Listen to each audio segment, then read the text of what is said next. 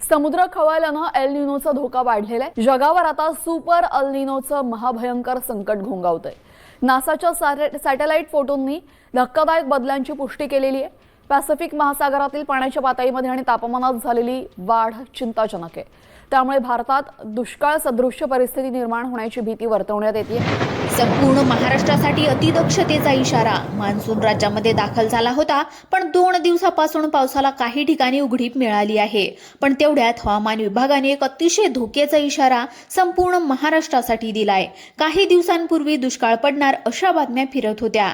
तेवढ्यात मान्सून दाखल झाला, त्याने पूर्ण महाराष्ट्र व्यापलेला अजूनही नसतानाच तो थांबलाय, तर लोकांचा पावसावरचा भरोसा उठला। पण तेवढ्यातच आज पहाटे अरबी समुद्रामध्ये एक विचित्र घडामोड घडली। एक अशी घटना जी गेल्या 50 वर्षांमध्ये कधीच घडली नव्हती। सॅटेलाइटच्या माध्यमातून या घटनेचा फोटो काढण्यात आला आणि हा फोटो पाहिल्याच्या नंतर मुख्यमंत्र्यांना सर्वात मोठा धक्का बसला। ताबडतोब मीटिंग बोलवण्यात आलेली आहे। मंत्रिमंडळाची बैठक सुद्धा घेण्यात आली आहे। त्या बैठकीतून संपूर्ण महाराष्ट्रासाठी सर्वात मोठा धोक्याचा इशारा देण्यात आलाय, अतिदक्षतेचा इशारा देण्यात आलाय। कारण महाराष्ट्रामध्ये निसर्गाचा महातांडव सुरू होणार आहे। एक अशी नवीन प्रणाली अरबी समुद्रामध्ये तयार झाली, जिला ट्विन सायक्लोन म्हणतात। म्हणजे 2 चक्रीवादळे एकत्रित तयार झाली असून ज्यांच्या दुहेरी ताकदीने ते पाण्याच्या ढगांना महाराष्ट्राच्या दिशेने उडवू लागले आहेत। या ढगांची लांबी 5000 किलोमीटर इतकी लांब आहे। त्या ढगांची फौज इतकी मोठी आहे की त्याच्यामध्ये 2 चक्रीवादळे सामावलेली आहेत। आता पाऊस थांबलाय, पाऊस येणार नाही। जुलै महिन्यामध्ये पाऊस येईल असं लोक म्हणत होते, पण तेवढ्यात अख्ख्या महाराष्ट्राला वेढा घालेल इतकी भयानक परिस्थिती निर्माण झाली। आता हे ढग पुढील 72 तासामध्ये पहिल्या टप्प्यात 13 जिल्ह्यांमध्ये धडकणार असून त्या जिल्ह्यांमध्ये अवकाळी पावसाचा तसाच गारांचा पाऊस होणार आहे। एवढा भयानक गारांचा पाऊस होणार, त्याचबरोबर सोसाट्याचा वारा सुटेल। इतका भयानक वारा असेल की झाडे पडतील, कच्ची घरे, पत्रे उडून जातील आणि त्यानंतर होणार विजांचे इतके भयानक तांडव की ज्याने सगळीकडे दाणादाण उडेल। तुमचा भरोसा बसत नसेल, पण काल महाराष्ट्रातील 3 ठिकाणी असा विजांचा कडकडाट झालेला आहे की ज्याच्यामध्ये एकाच गावामध्ये 5 मिनिटांमध्ये 4 विजा पडल्यात आणि ज्यामुळे अक्षरशः जनावरे आणि माणसांचा अगदी अंत त्या ठिकाणी झालाय। ही परिस्थिती 50 वर्षांमध्ये पहिल्यांदाच असल्यामुळे या परिस्थितीला हलक्यात घेऊ नका। प्रत्येक जण म्हणतोय मोसमी पाऊस आहे, हा शांततेमध्ये होतो, पण आता हे वर्ष एल निनोचं असल्यामुळे यावर गॉडझिला एल निनो सक्रिय झाल्यामुळे आता परिस्थिती पूर्णतः बदलली। त्यामुळेच मुख्यमंत्र्यांनी ताबडतोब बैठक घेऊन संपूर्ण महाराष्ट्रासाठी 3 महत्त्वाच्या सूचना या ठिकाणी दिल्या आहेत। आता पहा, तुम्ही आतापर्यंत जे अंदाज पाहिले होते ते अंदाज आता पूर्णतः बदलले असून आता पावसासोबत एक अतिभयानक ट्विन सायक्लोन प्रणाली म्हणजेच दुहेरी चक्रीवादळ आणि 5000 किलोमीटरच्या ढगांची रांग आता राक्षसी वेगाने महाराष्ट्राला धडकत आहे। या संकटाची जाणीव लोकांना नव्हती, त्यामुळेच आता सॅटेलाइटचा फोटो देखील आता टीव्हीला दाखवला जात आहे। त्या फोटोमध्ये 2 चक्रीवादळे निघाली आहेत, त्यामुळे पहिल्या फटक्यात 13 जिल्ह्यांमध्ये हाहाकार उडणार। त्यानंतर दुसरा फटका पुढील 24 तासामध्ये आणखी 10 जिल्ह्यांमध्ये आणि त्यानंतर पुढचे उरलेले सगळे जिल्हे आहेत। तर हे चक्रीवादळ आणि ही ढगांची रांग व्यापून घेणार आहे। खरं तर हा इतका मोठा तांडव महाराष्ट्रामध्ये 50 वर्षापूर्वी झाला होता, जेव्हा अचानक पहाटे लोक झोपले होते आणि अचानक इतका पाऊस आला की अगदी पठार भागामध्ये, अगदी उंचीवर राहणाऱ्या लोकांच्या घरामध्ये, कारण की इतकी भयानक ढगफुटी झाली होती की कोणालाच काहीच कळलं नव्हतं। आता तीच परिस्थिती पुन्हा येणार आहे, त्यामुळे सरकारच्या माध्यमातून अतिदक्षतेचा इशारा देण्यात आलाय। आता अतितीव्र जिल्ह्यांची यादी या ठिकाणी देण्यात आली आहे। अतिशय तीव्रतेचे जिल्हे आहेत 13 जिल्हे, त्या जिल्ह्यांची यादी या ठिकाणी देण्यात आली आहे। त्याचबरोबर दुसऱ्या टप्प्यातले जे काही बाकीचे 23 जिल्हे आहेत, तर तिथे काय काय होणार आहे आणि काय काळजी घ्यावी लागणार, सगळी काही सविस्तर माहिती आपण या ठिकाणी पाहणार आहोत। पहा, या माहितीला हलक्यामध्ये घेऊ नका, कारण की मागच्या 50 वर्षापूर्वी जे काही घडलं नव्हतं त्याची पुनरावृत्ती पुन्हा आता होत आहे आणि त्यामुळे प्रत्येकाला सावध राहावं लागेल।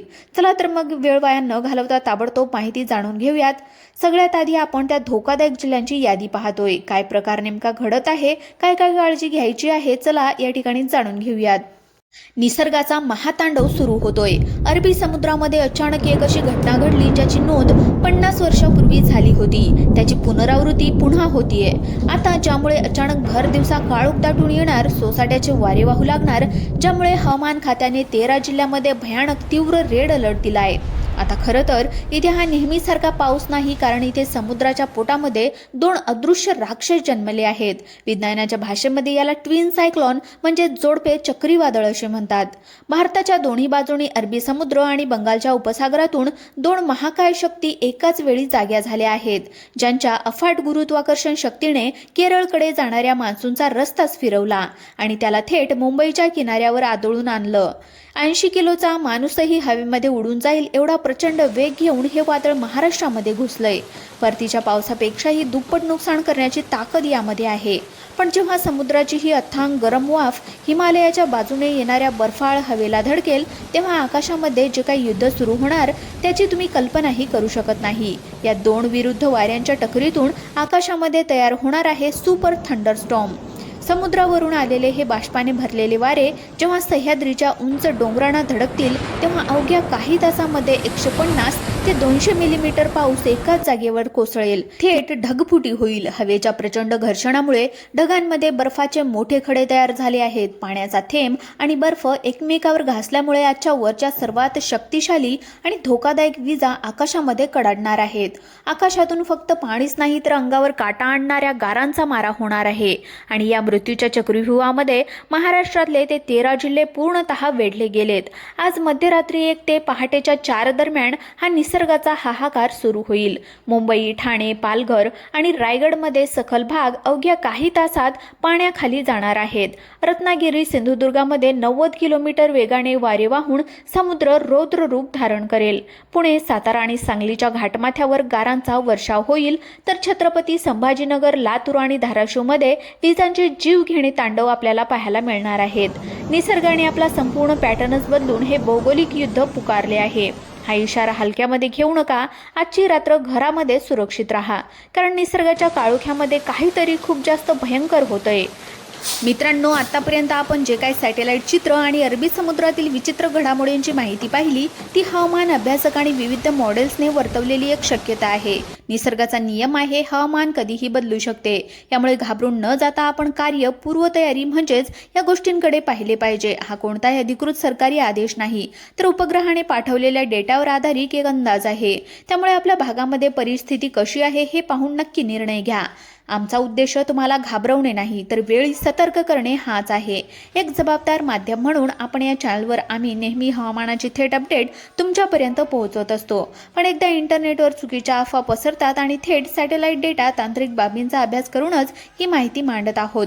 बऱ्याचदा यूट्यूबच्या नियमानुसार काही गोष्टींमध्ये स्पष्टता असणे गरजेचे असते, म्हणून आम्ही तुम्हाला सांगू इच्छितो की हा व्हिडिओ पूर्णपणे माहिती नाही, जनजागृतीच्या उद्देशाने बनवलेला आहे. निसर्गाचा हा सांभाळ व संकटाचा सामना करण्याची प्रशासकीय यंत्रणा सज्ज आहेच, पण नागरिक म्हणून आपण जागरूक राहिले पाहिजे.